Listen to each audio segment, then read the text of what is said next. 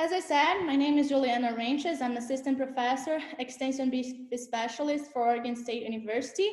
So today my topic is basically turnout, branding and turnout. What's the best for my cattle, right? So the idea of this presentation is to go over some of the practices that happen during a branding, and how can we improve that on a welfare perspective. So whenever I was putting these slides together, I was thinking that in a branding, we have two different sizes, right? So we have the rancher side and we have the cattle side. From the rancher side, from that perspective, from the human perspective, the branding, the practice of branding is an essential procedure. So we need to do it. There's no other way, right? It's the only or the main permanent identification and ownership of that animal. So we have to brand those animals. It also serves as a traceability purposes. So it's very important that we are able to identify those animals. So basically, it is a very important management, right? So especially here on the Western states, where cattle will graze large areas and we sometimes close by other herds. So we need to be able to identify that animal. And we need to be able to identify to who that belongs to, right? So there's also some sort of lifestyle included on that branding practice, right? So producers will be looking forward to that spring when they will be doing the branding. Is a family gathering, is friends gathering. So there's a little bit of tradition that too. But when we look at the cattle side, and more so on the calf side, the calf perspective of that that part of branding, we need to consider that that is a somewhat new environment. Is that there's also some sort of separation from the calf to the cow, right? There's also some restraint. So whenever we're thinking about the branding itself, it will cause skin damage, and that's painful. So another procedure that can happen during a branding is dehorning and castration. So, and that's also deemed to be painful for the animal. So when we think about the cattle side of branding procedure, of the whole branding procedure, we need to understand that that practice, it is painful and stressful for the animal. However, it is essential and we have to do it. I also have a little note here on the subjectivity of pain. We know that is subjective. However, we need to come from the principle that all mammals suffer from pain. And here I'm talking about physical pain. So we need to understand that they suffer in a similar way whenever we are talking about pain, okay? So now that we understand pain a little bit better, and that's easy to understand, I guess, right? What about stress? What is stress? So stress is basically any deviation for the normal homeostasis of that animal, right? So we have three major stressors that can lead to a stress. So basically here we have those listed. So we have psychological stress, which for a calf or for cattle is basically commingling, social mixture, exposure to novel environments, and loud and unusual noises, and also restraint. So basically all that is present during a branding, right? Then we have physiologic stress, which not necessarily we'll see during a branding, but could be present depending on the previous exposure of that herd. So basically physiological stress results from deviations from the normal endocrine and neuroendocrine dysfunction. So we'll most likely see that happening in cases when we have restriction of nutrients or deficiencies of nutrients, right? And then lastly, we have physical stress, which is a little bit more obvious. And basically we have in this category here, injury, thermal stress, either heat stress, cold stress, hunger, thirst, fatigue, and disease. So those are not all necessarily, but those also can be present at a branding, like injury, for example. Whenever we are hot branding a calf, that skin will be damaged. So there's some sort of injury going on. The animal could be thirst, the animal could be hunger. So we could see that at branding too. So why is it important, right? Why stress is important? Basically, the point is whenever we induce pain or stress on those animals, even though we have to do what we have to do, but we induce that pain, that stress on that animal, we are reducing well-being, and then with that, we are reducing the overall productivity of that animal. So in other words, we are losing money because we are reducing their well-being. And that's something we don't want, right? So now that we understand pain a little bit better, and also we understand stress, how can we evaluate that in an animal? We cannot simply ask like we ask people, they will never answer. I would love that, but not true. So how can we evaluate that from a research perspective, right? So there are three ways we can evaluate pain and stress or distress in an animal. And one of those ways is through behavior, and we have specific variables that we look into behavior, like vocalization, pacing, and other specific behaviors related to the procedure we want to observe. So for example, whenever we are doing disbudding, we can look at ear flicking of that animal. Or in terms of branding, another option is the tail flicking. We also have blood hormones that can be evaluated. Cortisol is a very famous one. So cortisol is the main stress hormone, if not the stress hormone. And cortisol will usually rise whenever we are stressed. And I said we because we all have cortisol hormones circulating. So me and you and all the animals in the herd, if they are stressed, the cortisol concentrations will be elevated. We also have other indicators such as adrenaline, norepinephrine, and epinephrine that can be used for as a blood marker, but those are not used in so often. Cortisol can also be measured in other tissues like hair, saliva, feces. So it's not just a blood marker, just to clarify.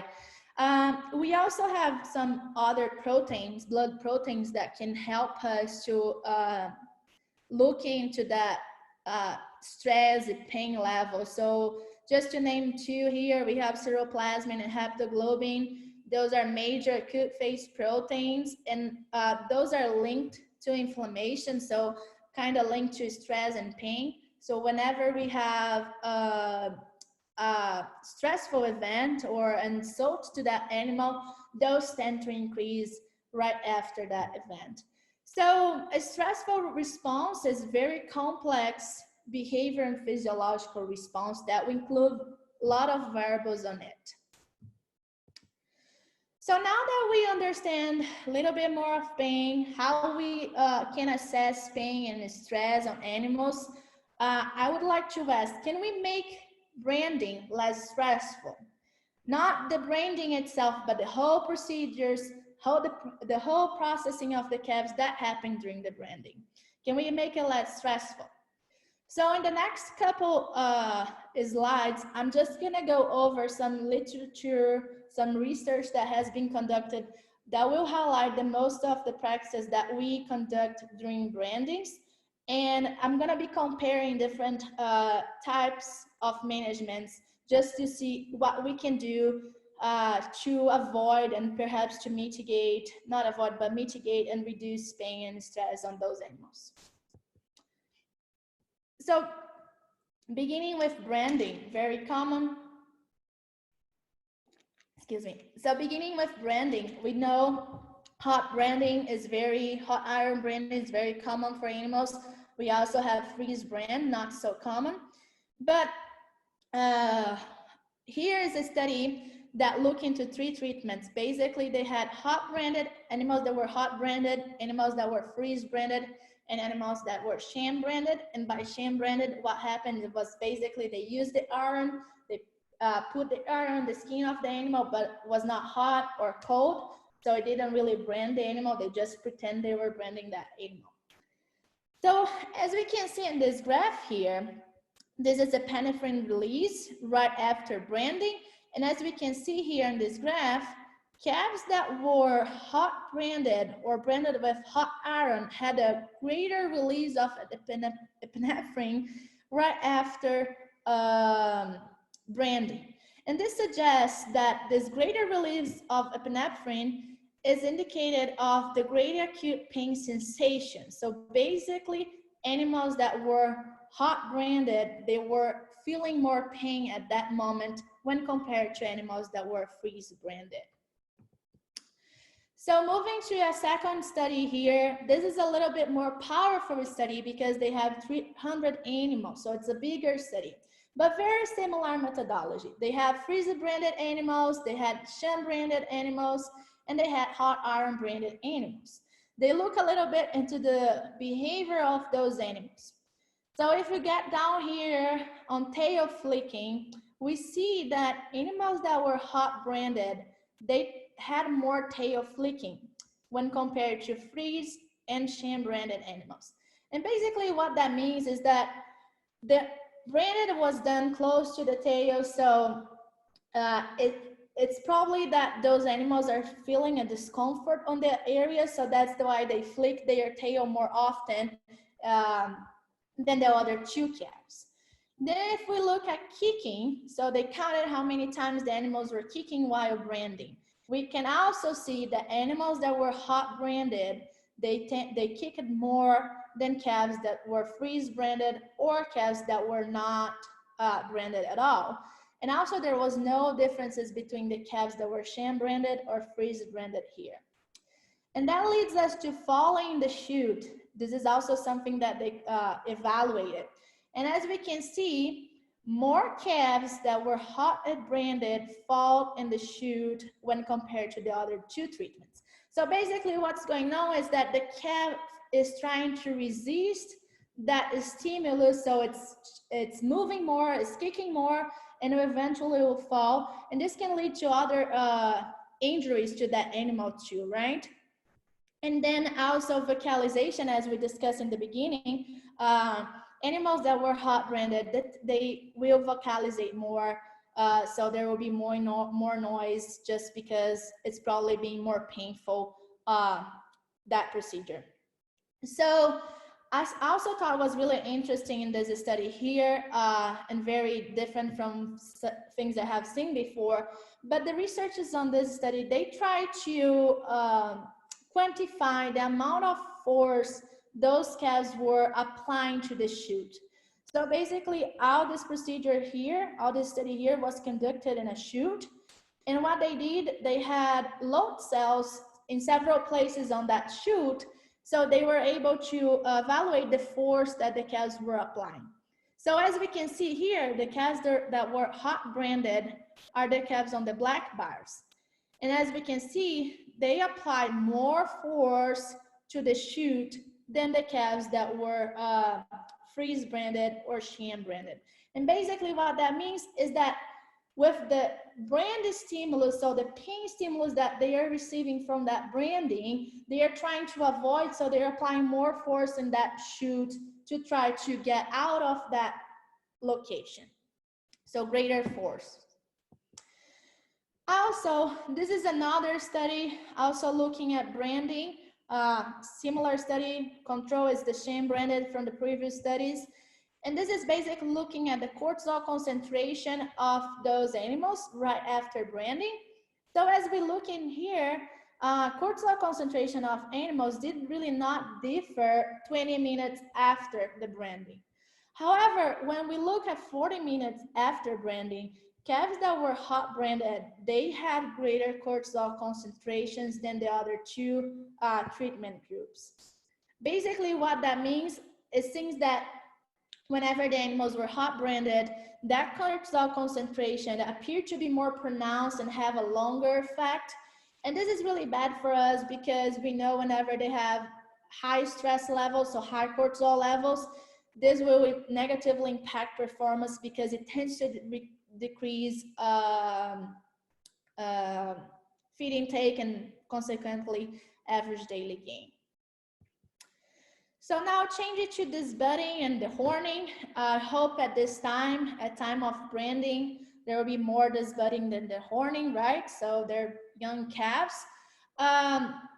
So why we do it? Basically, it is from the safety point of view is really important. We have to do just because it is safer for the animals to be within animals that are not horned, and also safer for the people that are handling those animals, right? Also, it's very important to improve, actually prevent financial losses due to carcass damage, because we know if we have an animal that has big horns, that animal can hurt other animals in the herd. So we know that disbudding causes pain and distress and behavior changes in the calves. There are a lot of research that has been conducted that quantify, evaluated how disbudding can affect animal performance and behavior.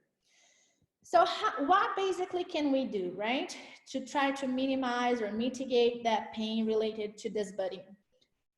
So basically, the current indication is to use a combo of local anesthesia and an anti-inflammatory. So we can use lidocaine or meloxicam and ketoprofen as the anti-inflammatory. So basically, let's look at some research findings on the disbudding and the use of those drugs.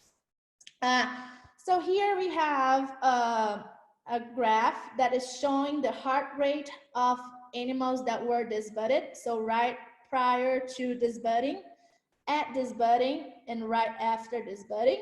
And here we have the treatment. So animals that were disbudded without any pain mitigation, animals that were disbudded with lidocaine, so local anesthesia, and animals that were disbudded with local anesthesia and the anti-inflammatory. In this case was the meloxicam, that's what they use.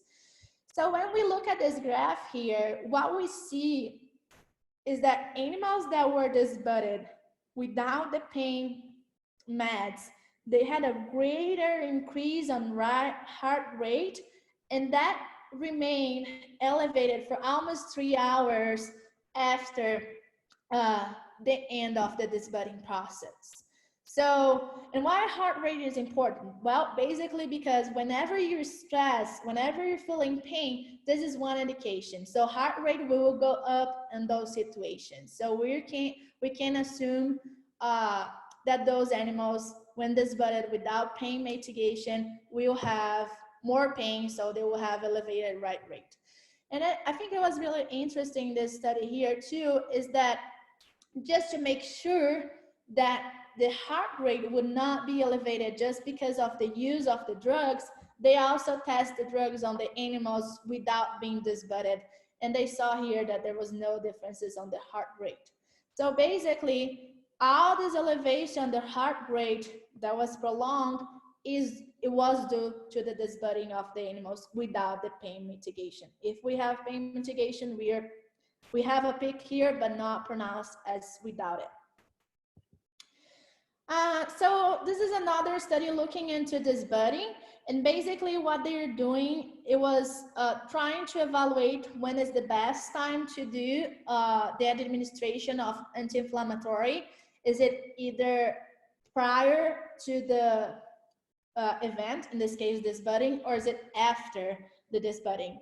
So what they found is that really, at least on this study, it really doesn't matter.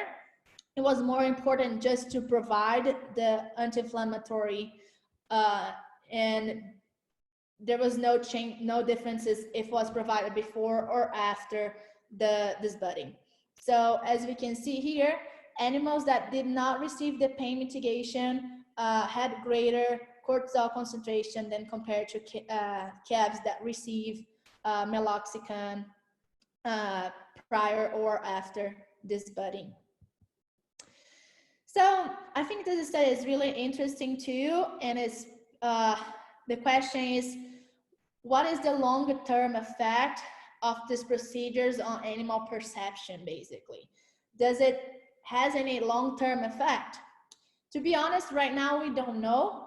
There's some indication coming out right now, but it's still like a growing type of research that's being done. So in this study, what they did, they had the calf here on this restraint chute, and they brought the calf into this treatment pen, this red pen here. They disbudded the calf here and let those calves to rest here for 6 hours after disbudding.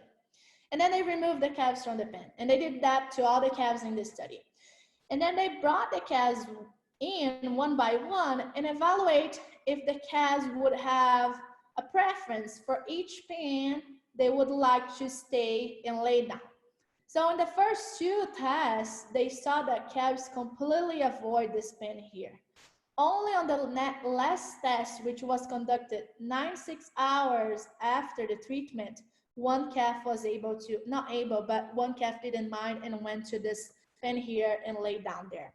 So basically, what this research is suggesting, it is that there is some sort of memory. The calves can learn to associate that sensation, that pain, to the location, and they kind of have some sort of memory that may last quite a bit of time.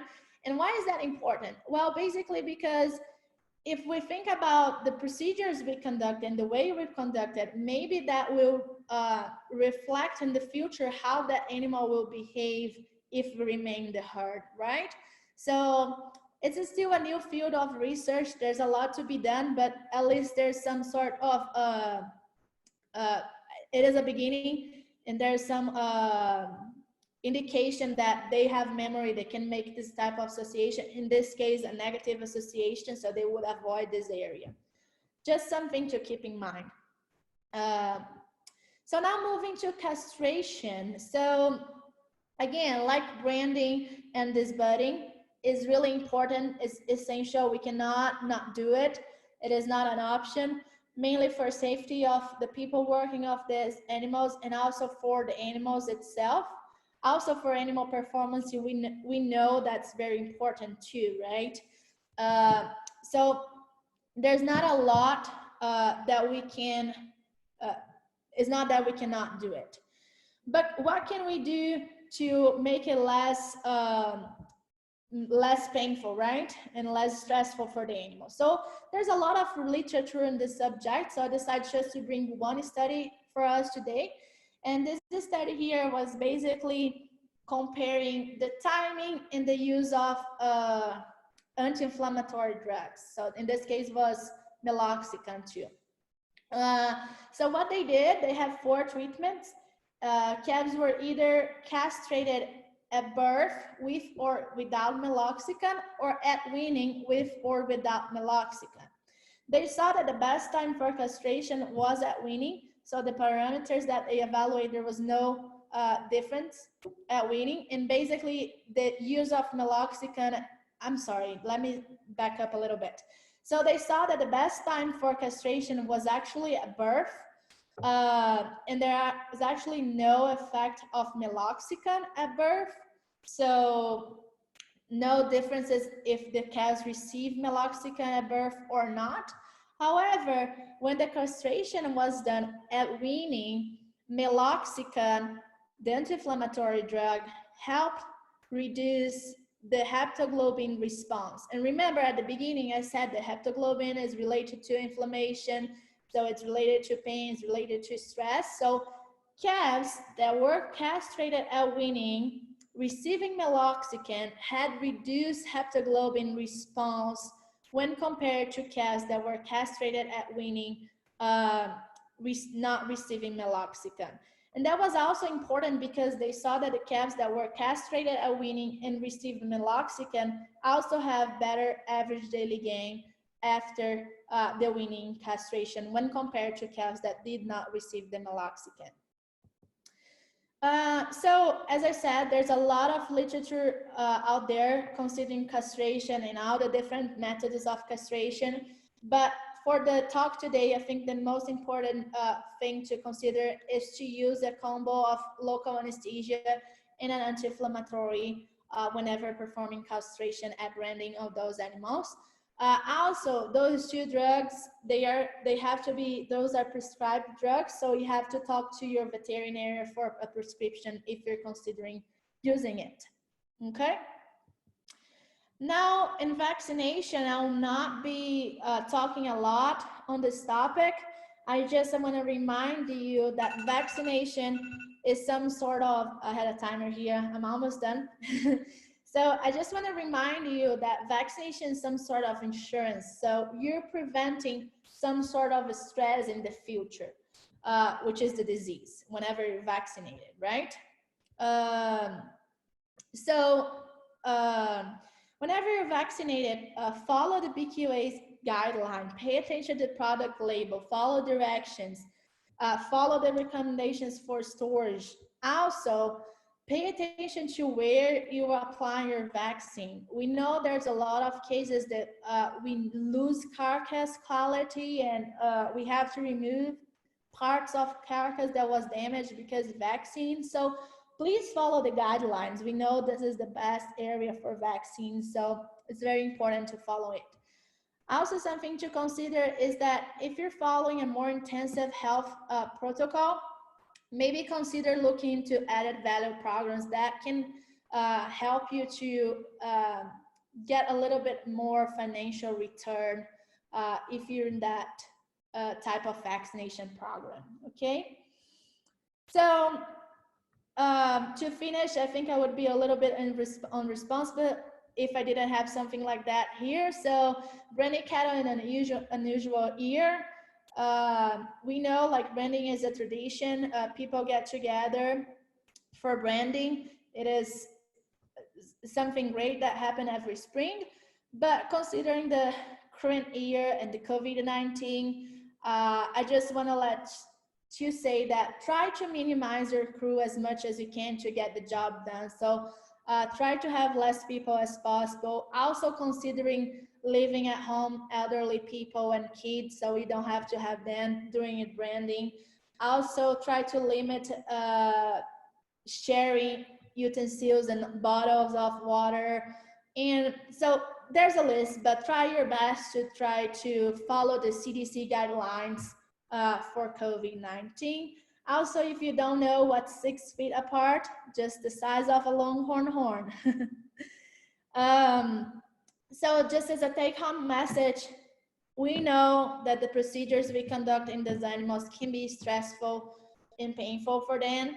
However, they're very important and they're essential. They're extremely important. We cannot not do it. But as I presented today, there is a few alternative practices. May not be useful for everybody, may not fit every production operation out there. But if you can adopt a new strategy in your operation, that may be beneficial for you, just because we will be improving cattle health and cattle welfare, and this is likely to result in an economical return for the producers. So this is basically what I have for tonight. So here's my contact information. If you have any questions, just shoot me an email or just call me. I'll be here all night. As I said, I'm your host tonight. So I'll be taking any questions if we have questions on the chat box, but at the end of everybody's talk. I'm also starting a new project here. I'm starting an Instagram page. It's called The Cattle Corner. So if you are on Instagram, just go ahead and follow me maybe. I don't have any content right there right now, but the idea is to make something very simple and interactive on all cattle topics basically.